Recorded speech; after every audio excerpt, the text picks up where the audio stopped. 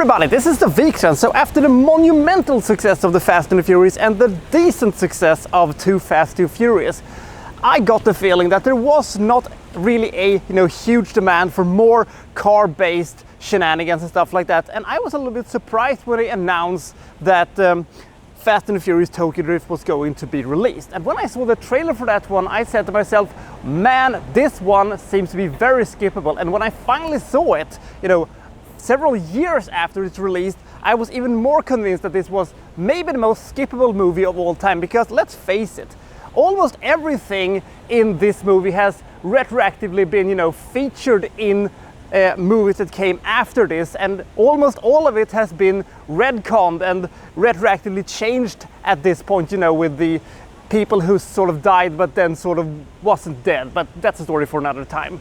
In my opinion, the Fast and the Furious movies ranges from broadly fine to quite extraordinarily excellent, especially when it comes to, Hobbs and Shaw.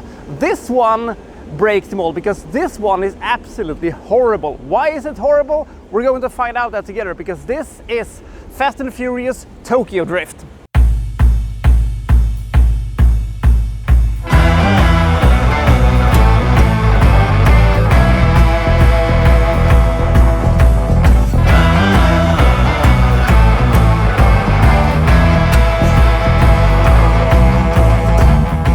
Well, is your standard Alabama a teenager with a chip on his shoulder after getting into a fight with a bully that ended with arguably the only great action sequence in the entire movie, when they race throughout a subdivision that is being built to win the heart or something else, maybe of the jock's blonde bimbo girlfriend. He has to leave the United States and go to Japan and live with his dad, who lives in Tokyo. And then he has to, attend the high school there with all the culture clashes. One question, why isn't he going to some English-speaking international high school? There are American military bases in Japan. There has to be, high schools where he can understand what people actually says, because he doesn't speak a fucking word of English. So he tries to adjust to his new surroundings, and he also hangs out, with the cool kids and also Bow Wow. But because he has a big mouth and he's a bit of a dumb fuck and an absolutely atrociously awful character, we'll get to that in a second, he gets into trouble with a Yakuza-linked guy called DK, who he challenges to another illegal street race. Well, it worked so good for you the first time, it's gonna work even better for you this time, I bet, buddy. But as he finds out, in Tokyo, they don't do, regular racing from point A to point B. They do the entire, drifting thing, which is basically them sliding slowly into positions, which basically looks like, as I said, them doing an aggressive version of parallel parking. And he trashes Han's car, and he has to do his bidding now. And, will he, impress the hot girl? And will he, become a better person? Survey says probably not. And will he be able to stand up to DK and his Yakuza friends? We shall see. Now, the biggest and most obvious problem to this one is that we don't have any of the characters from the previous movies. We have Han, who is going to appear in later movies because they, chronologically take place before this movie, but that's a story for another time. Instead, we have this bunch of generic high schoolers, and also Sean, who is one of the worst protagonists that I have ever seen in any movie ever. He's a dick! He's a dick to everybody he meets, whether they deserve it or not. Mostly that they don't deserve it. He is unlikable to the point where I wanted him to die. I wanted him to die a horrible death in front of his family. He was unbearable. And also, the stakes, I think, has never been lower. There are no, cops or gangsters, if you don't count the Yakuzas, but they basically don't count. They just show up randomly sometimes to pose some vague threat to the whole thing, and making this movie into some kind of a weird high school action sort of movie was a terribly dumb decision. And also, the drifting is so fucking boring. The first time I saw it, it looked broadly bad and broadly boring. But when I saw it for the 500th time or whatever it was, I wanted the whole thing to end. I didn't care if white fluffy animals were thrown into a wood chipper or children died or anything like that. Just make this fucking thing stop. It was unbearable. We had bad action sequences, we had bad characters, horribly written script, and an uninteresting story. And if that wasn't enough, we had a bad editing and a horrendously awful montages that seem to go on for absolutely ever. And just on a side note, this movie had about as much as objectifying women as they had in the first two movies, which I am totally okay with.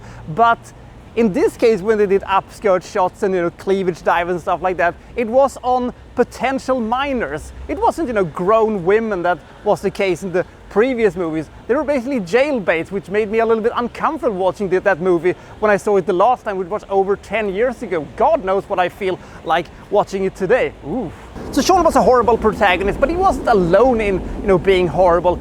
Most of the characters, except for Han in this movie, were so forgettable that I cannot literally remember anything of what their names were or what their motivations were or anything like that. They were just so generic and they were just so boring. So should you see this movie? A resoundingly no. The only really good things about this movie was, you know, the sequences in Alabama when they would drive through the subdivision. That was cool. And the fact that this movie was mostly set in Tokyo gave this movie actually its own identity, but it made the movie feel more like a, you know, TV movie or the pilot for an upcoming The Fast and the Furios TV show or something like that. Maybe that could have worked, but this wasn't this movie. I just wanted this movie to end. It was boring, it was uninteresting, the stakes have never been lower in the Fast and the Furious movies, and because it had a much lower budget than you know, both previous movies and upcoming movies, made this movie feel significantly less spectacular than those movies. This was a really bad, disjointed, boring action movie ending with a fucking title card saying, "Don't try this at home." You think?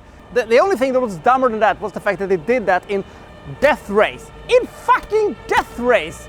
Jesus Christ! Anyway, don't see this movie. You can literally see any other The Fast and the Furious movies and they will be better than this one. And you can actually see most other action movie that has ever been made because they are still better than this movie.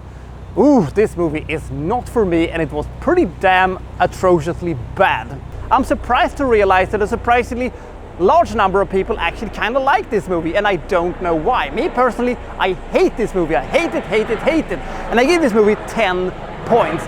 There are these few little sequences that actually kind of works, and the Tokyo setting is nice, but I actually think that Sean should have been, you know, surrounded with only Japanese people and him being the only Westerner in the entire movie, giving the movie an even more unique feeling to itself. Now, he's just there with a bunch of generic people who, you know, is there to fill out, you know, the rest of the English-speaking characters. This movie may not have been meant for me, but they could have at least had some interesting characters and some okay acting. Now they had fucking neither of those things. So which one is your favorite The Fast and the Furious movies? I'll see you next time from, well, so-and-so reviewing, well, such and such. Thank you for watching. Thank you very much.